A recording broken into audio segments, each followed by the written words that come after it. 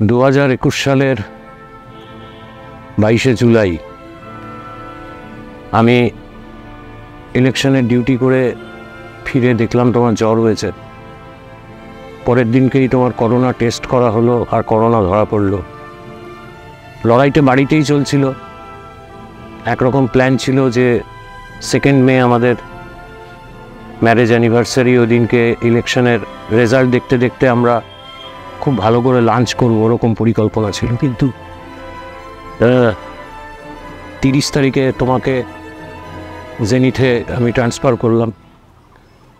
তখন তো হসপিটালে যেতে দিত না, ভিডিও কলে তোমাকে দেখতাম, তুমি আমাকে দেখতে, র্যাঞ্চোকে দেখতে ভালো হয়ে উঠেছিলে তুমি। ডাক্তারও বললেন আর কটা দিন পরে তোমাকে ছেড়ে দেবে। কিন্তু 17 তারিখ সকালবেলায় র্যাঞ্চো কাঁদছে হঠাৎ করে, তাই উঠলাম, উঠে মোবাইলটা দেখলাম যে জেনিথ থেকে ফোন এসছে। তো বললো যে স্যার, জানতাম যে আপনি ফোনটা ধরতে পারবেন না, তবুও ফোন করেছিলাম, আপনার মিসেসকে আবার দিতে হয়েছে ভেন্টিলেশনে, আপনি চলে আসুন তাড়াতাড়ি। তারপরে আমি পৌঁছে গেছি, আধা ঘন্টার মধ্যে পৌঁছে গেছি। কিছুক্ষণ পরে ডাক্তার ডাকলেন, ডেকে আমি বললাম ও কেমন আছে? বলছে নেই। গেলাম, দেখলাম ওরা বেডটাকে তুলে দিল, তুমি ঘুমাচ্ছ। তারপর থেকে জাস্ট 1095টা দিন একাই আছি। প্রতিদিন মিস করি তোমাকে, ভালো লাগে এভাবে একা একা থাকতে। যাই হোক, যেগুলো তুমি ভালোবাসতে সেইগুলোই করে যাচ্ছি। এই দিনটাতে বাচ্চাদের সাথে থাকি, আজকে যেমন কিছু বয়স্ক মানুষদের সাথে আছি। তুমি যেখানে থাকো ভালো থেকো, আমার জন্য প্রার্থনা করো, খুব তাড়াতাড়ি যেন আমাদের দেখা হয়।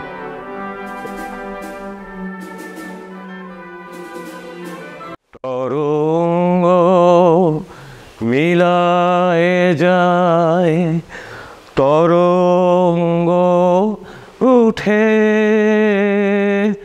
কুসুম ঝরিয়া পড়ে, কুসুম ফুটে, নাই ক্ষয় নাই শেষ, নাই নাই দৈন্যলেশ, নাই ক্ষয় নাই শেষ, নাই নাই দৈন্যলেশ, সেই পূর্ণতার পায় মনস্থান আগে।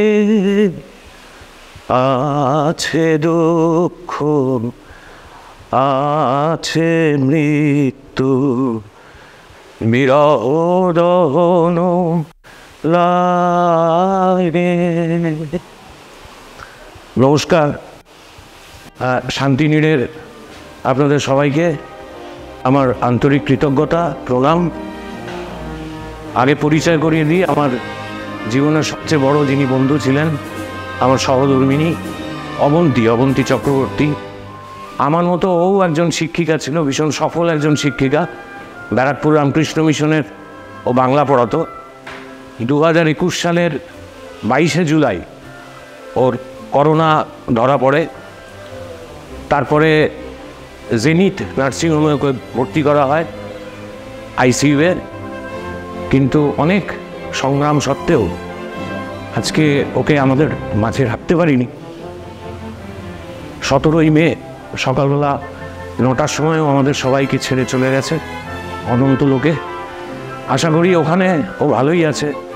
ও যেহেতু বাচ্চাদের ভীষণ ভালোবাসত, আশ্রমে ওই রামকৃষ্ণ মিশনে যে সমস্ত বয়স্ক মানুষরা থাকতেন তাদের সাথে মেলামেশা করতো খুব, বাড়ি থেকে রান্না করে নিয়ে যেত, তাদের খাওয়াতো। তো গত 2 বছরে আমি 2টো অনাথ আশ্রমে বাচ্চাদের খাইয়ে এসেছি। আজকে আমার এই জীবনের চরম দুঃখের দিনে আমি আন্তরিকভাবে কৃতজ্ঞ আপনাদের কাছে যে একটু সময় দিতে পেরেছেন আপনারা আমাকে, আপনাদের সাথে একটু সময় কাটানোর জন্যে। এর জন্য সত্যি আন্তরিক ধন্যবাদ জানাই, কৃতজ্ঞতা জানাই। আপনারা সবাই সুস্থ থাকবেন, ভালো থাকবেন। আমি আবারও ওই জায়গাটা ভীষণ সুন্দর, আমার ভালো লেগেছে। আমি আবারও আপনাদের মাঝে আসবো কখনো নিশ্চয়ই। 2001 সালের 1 ফেব্রুয়ারি শান্তিনীড় এই বৃদ্ধাশ্রমটি তৈরি হয়েছিল এবং যার অনুপ্রেরণায় এই বৃদ্ধাবাসটি তৈরি হয়েছে তিনি আমাদের মাননীয় বিধায়ক, জগদ্দল বিধানসভার শ্রী সোমনাথ শ্যাম। বাগপাড়া পৌরসভার সাহায্যে এই বৃদ্ধাশ্রমটি তৈরি হয়েছে। এখানে 50 জন মানুষ থাকতে পারেন এবং সবচেয়ে বড় কথা হলো এখানে থাকার জন্যে কাউকে কোনো টাকা দিতে হয় না, একদম সম্পূর্ণ নিখরচায়, বিনা খরচে। যারা প্রবীণ, যাদের দেখবার মতো কেউ নেই, তারা এখানে থাকতে পারেন। আর আরও একজনের নাম না বললেই নয়, তিনি শ্রী দীপক লাহিড়ী মহাশয়। নিরন্তর তিনি সময় দেন এই বৃদ্ধাশ্রমের পেছনে, তার সাথে তার সুযোগ্য ভাই বিল্টুবাবু। এদের সবার সহযোগিতায় এই বৃদ্ধাশ্রমটি চলছে অত্যন্ত সফলভাবে। আমাদের এই চ্যানেলের মধ্যে দিয়ে আশা করা যায় শান্তিনীড় বৃদ্ধাশ্রমের নাম পশ্চিমবাংলার আরও দিকে দিকে ছড়িয়ে পড়বে, এই আশা। এখানকার সবাই যেন সুস্থ থাকেন, ভালো থাকেন। নমস্কার।